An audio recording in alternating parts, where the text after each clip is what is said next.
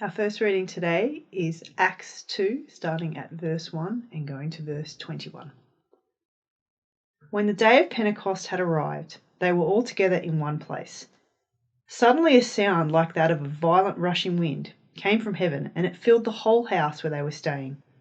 They saw tongues like flames of fire that separated and rested on each one of them.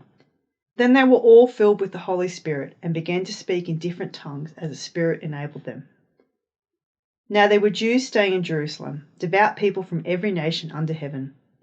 When this sound occurred, a crowd came together and was confused, because each one heard them speaking in his own language. They were astounded and amazed, saying, "Look, aren't all these who are speaking Galileans?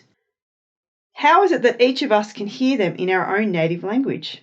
Parthians, Medes, Elamites, those who live in Mesopotamia, in Judea and Cappadocia, Pontus and Asia, Phrygia and Pamphylia, Egypt, and the parts of Libya near Cyrene, visitors from Rome, both Jews and converts, Cretans and Arabs.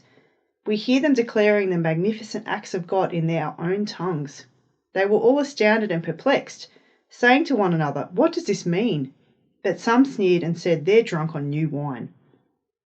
Peter stood up with the 11, raised his voice and proclaimed to them, "Fellow Jews, and all you residents of Jerusalem, let this be known to you, and pay attention to my words. For these people are not drunk, as you suppose, since it's only 9 a.m. On the contrary, this is what was spoken through the prophet Joel. And it will be in the last days, says God, that I will pour out my Spirit on all people. Then your sons and your daughters will prophesy, your young men will see visions, and your old men will dream dreams. I will even pour out my Spirit on my servants in those days, both men and women, and they will prophesy. I will display wonders in the heaven above and signs on the earth below, blood and fire and a cloud of smoke. The sun will be turned to darkness and the moon to blood before the great and glorious day of the Lord comes. Then everyone who calls on the name of the Lord will be saved."